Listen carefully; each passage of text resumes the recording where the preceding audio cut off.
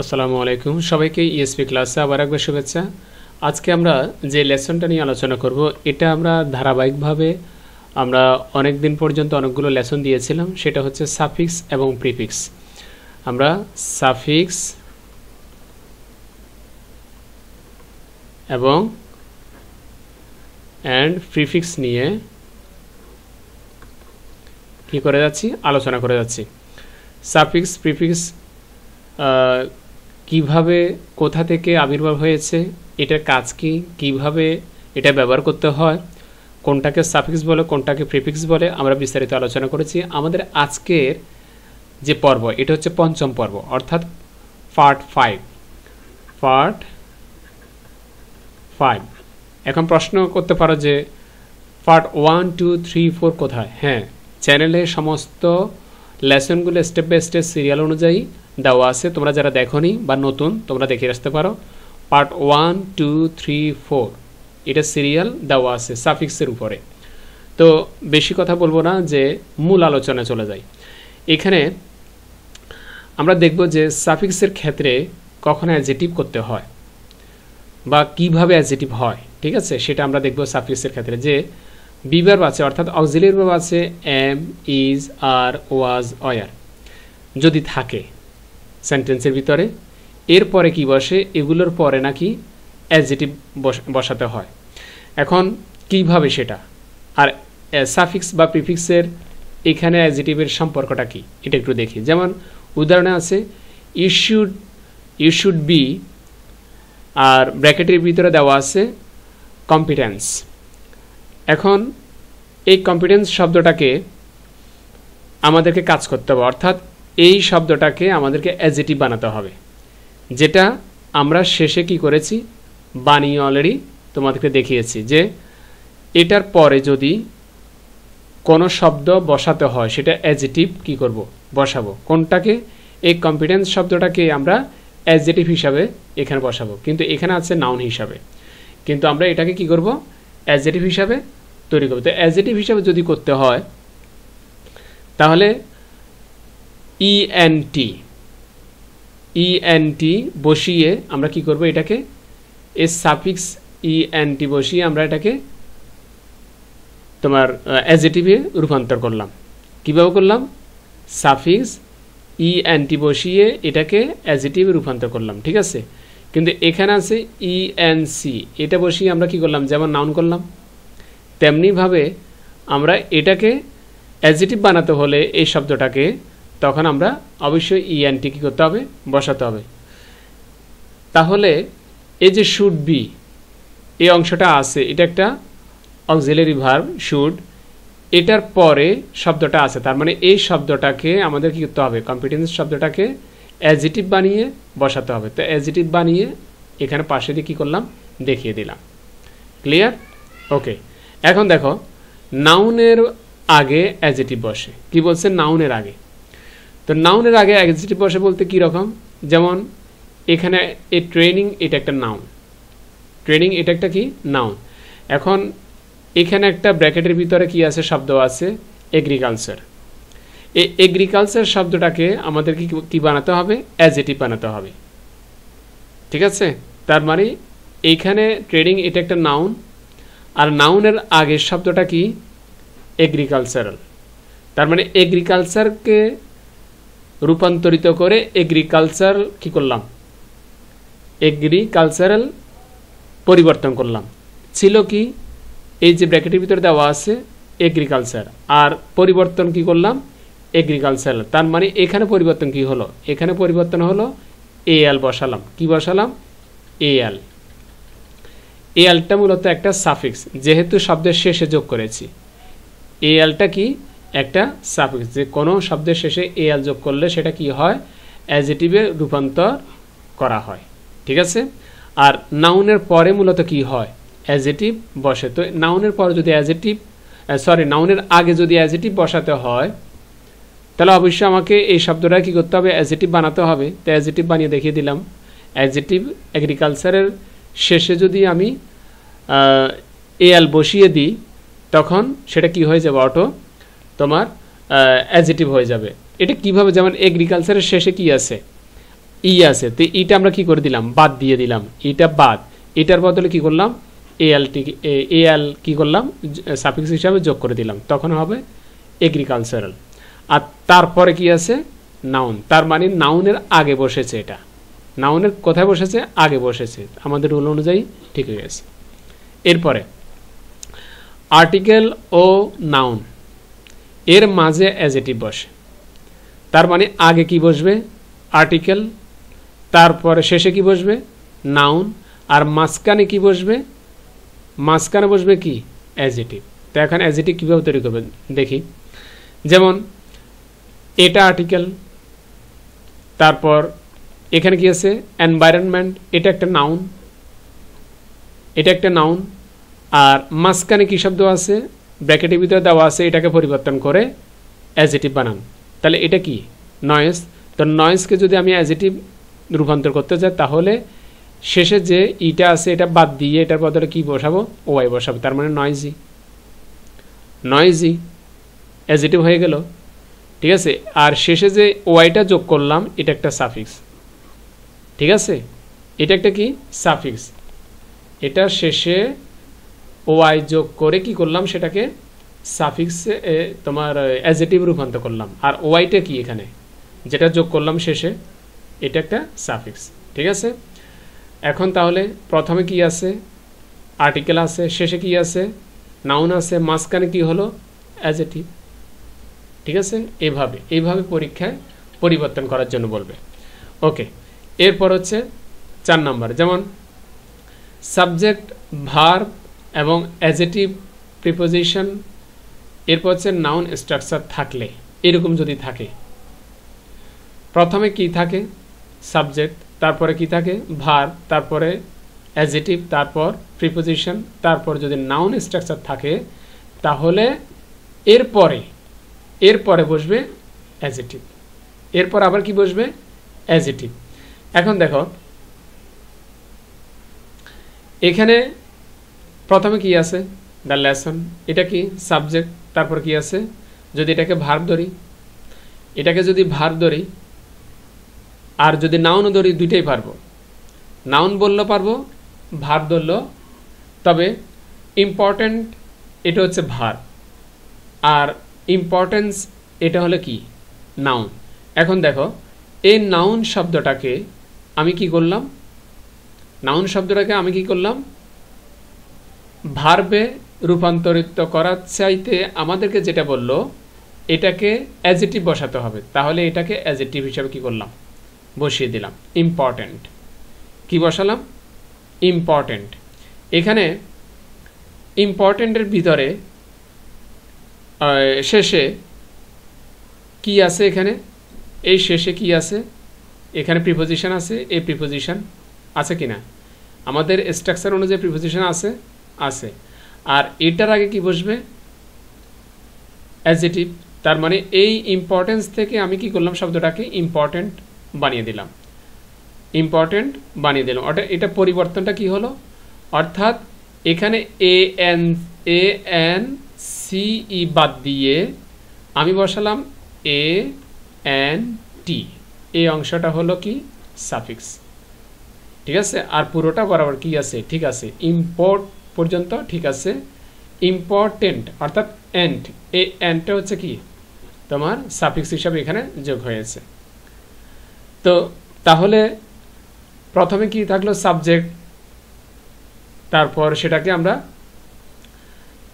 ভার্বের পরে কি বসাবো, আবার কি বসাবো, অ্যাজেটিভ বসাবো। এই যে অ্যাজেটিভ বসানোর জন্য বলছে, তার মানে এই শব্দটাকে আমাদেরকে অ্যাজেটিভ বানাতে হবে, তাহলে অ্যাজেটিভ বানালাম, অ্যাজেটিভ বানিয়ে পরবর্তী আবার শুধু বানালে হবে না, পরবর্তীতে আমাদের প্রিপোজিশন আছে কিনা সেটা দেখতে হবে। প্রিপোজিশন, এই যে প্রিপোজিশন আছে পর, আবার প্লাস নাউন স্ট্রাকচার, এই নাউন স্ট্রাকচার আবার চলে আসছে, তাহলে হয়ে গেল। এখন দেখো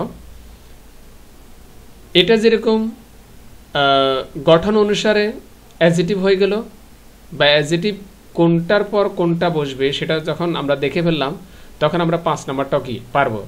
এখানে বললো যে লিঙ্কিং ভার্ব, যে শব্দগুলো কোনো ক্লজ কিংবা কোনো সেন্টেন্সের লিঙ্কিং ভার্ব হিসাবে ব্যবহৃত হয় ওই সমস্ত লিঙ্কিং ভার্বের পরে সচরাচর কি বসে? অ্যাজেটিভ বসে। এখন অ্যাজেটিভ আর লিঙ্কিং ভার্ব কোনটা সেটা একটু দেখি। যেমন সেন্টেন্সটার ভিতরে লুকস, এটা কি একটা লিঙ্কিং ভার্ব, কারণ এই লিঙ্কিং ভার্বটা বিউটি শব্দটা আর বেবি শব্দটাকে কি মানে একই ব্যক্তি হিসাবে কি করা হচ্ছে? ওই ভার্ব দ্বারা প্রশংসা করা হচ্ছে। বিউটি যে ব্যক্তি, দ্য বেবি একই ব্যক্তি, মাঝখানে যে শব্দটা রয়েছে সেটা হচ্ছে লুকস। তার মানে এই লুকসটা কি দিচ্ছে? আমাদেরকে যোগসূত্র হিসাবে এখানে বর্ণনা দিচ্ছে, অর্থাৎ এই দুটো শব্দের মাঝখানে মানে লিঙ্কিং ভার্ব হিসাবে যোগ হয়ে বসেছে, কিন্তু বর্ণনাটা কার সম্পর্কে দিচ্ছে? ব্যক্তি সম্পর্কে। ব্যক্তিটা কি? আবার ব্যক্তি সম্পর্কে কি বর্ণনা দিচ্ছে? সে সুন্দর, এতটুকু। এখন বলা হচ্ছে যে এই সুন্দর শব্দটাকে, বিউটি শব্দটাকে বিউটিফুলে রূপান্তর করতে হবে, অর্থাৎ এটাকে অ্যাডজেক্টিভ বানাতে হবে। তো অ্যাডজেক্টিভ বানাতে হলে, যেমন বিউটি শব্দটাকে অ্যাডজেক্টিভ বানাতে হলে কি করতে হয়? যেমন এখানে B E A U T Y, এটা। এখন বিউটি শব্দটার শেষে কি আছে? ওয়াই আছে। ওয়াই থাকলে ওয়াই বাদ, তার পরিবর্তে কি বসে? আই। এরপরে অতিরিক্ত সাফিক্স কি যোগ করব? F U L. কি হলো? ফুল। তার মানে বিউটিফুল। কি হলো? বিউটিফুল। এখন এটা কি হয়ে গেল? অ্যাডজেক্টিভ। এখন এটা অ্যাডজেক্টিভ হয়ে গেল।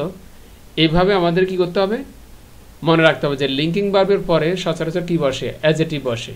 তো অ্যাডজেক্টিভ যদি বসাতে হয় তাহলে যে এটা ওয়ার্ডটা ব্র্যাকেটের ভিতরে দেওয়া থাকবে, ওই ওয়ার্ডটাকে আমাদেরকে অ্যাডজেক্টিভ বানাতে হবে। আগে দেখতে হবে সেটা কিসে আছে বা এটা শেষে কি পরিবর্তন করতে হবে। যেমন ওয়াইটা যেরকম পরিবর্তন করলাম, এরকম আমাদেরকে পরিবর্তন করতে হবে কি সেটা আগে দেখতে হবে। তারপর অ্যাডজেক্টিভের রুল অনুযায়ী আমাদেরকে অ্যাডজেক্টিভ বানাতে হবে।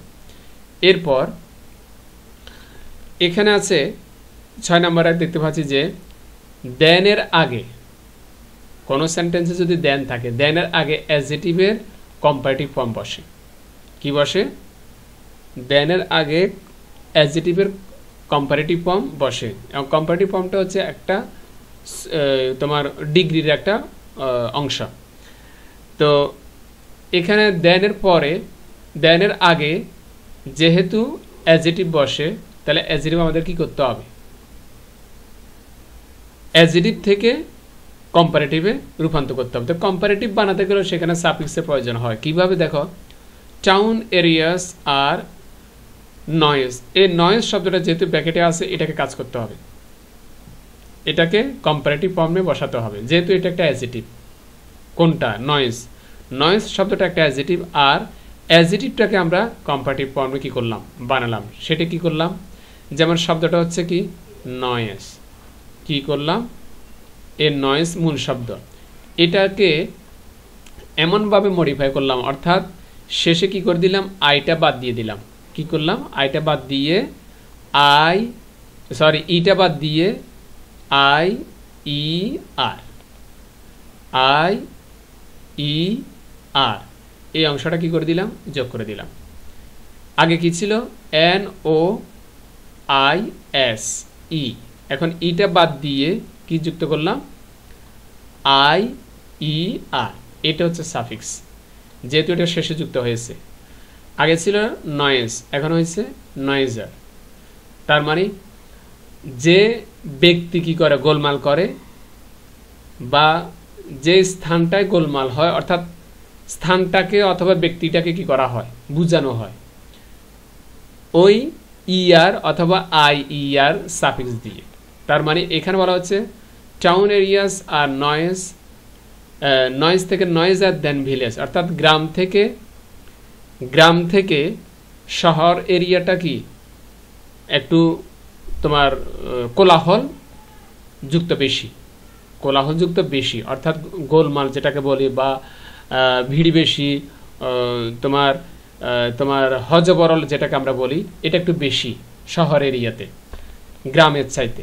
তো এটা ব্যক্তির ক্ষেত্রে হতে পারে বা স্থানের ক্ষেত্রেও হতে পারে। যদি বলে যে না, আমি এখানে ঢাকা অংশটার ভিতরে একটু গোলমাল বেশি, তার মানে একটা স্থানের নাম বললাম। যদি বলে যে না চিটাগংয়ের অংশটাতে একটু গোলমাল বেশি, হ্যাঁ, ঢাকার চাইতে চিটাগংয়েরটাতে গোলমাল বেশি, তার মানে এটা একটা স্থানের নাম বললাম। আর যদি ব্যক্তি ধরি যে রহিমের চাইতে করিম অনেক ভালো বা রহিমের চাইতে করিম অনেক খারাপ, তার মানে ব্যক্তিকে কি করলাম, এই নির্দিষ্ট করলাম।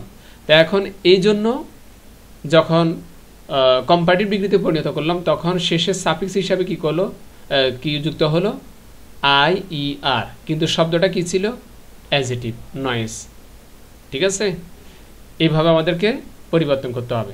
এরপর হচ্ছে 7 নম্বর, অ্যাডভার্বের পরে অ্যাডজেটিভ বসে। অ্যাডভার্বের পরে কি বসে, অ্যাডজেটিভ বসে।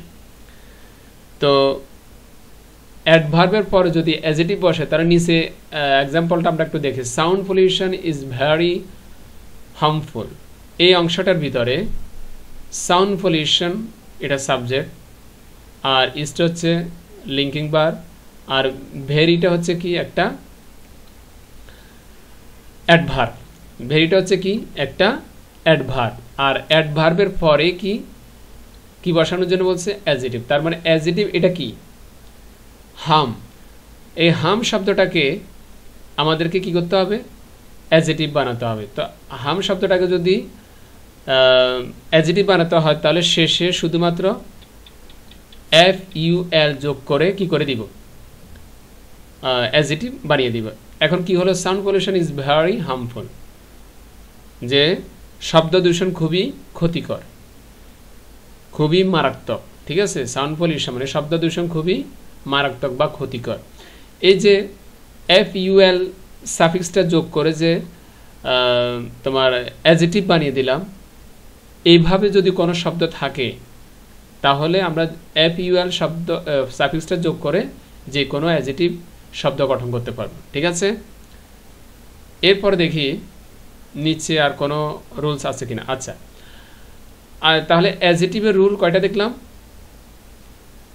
মানে কখন অ্যাডজেটিভ হয় 7টা দেখলাম। তাহলে 7টাতে কি বুঝলাম, যে কোনো সেন্টেন্স পরীক্ষায় যদি থাকে, এইভাবে যদি থাকে, সেটা যে কোনো ক্লাসের কিংবা যে কোনো পরীক্ষার, সেটা ভর্তি পরীক্ষা হোক, তোমার সরকারি চাকরির পরীক্ষা হোক, বা BCS পরীক্ষা হোক, বা একাডেমিক পরীক্ষা হোক, যে কোনো পরীক্ষায় একদম সেমভাবে এইভাবে তোমাদেরকে তুলে দিবে।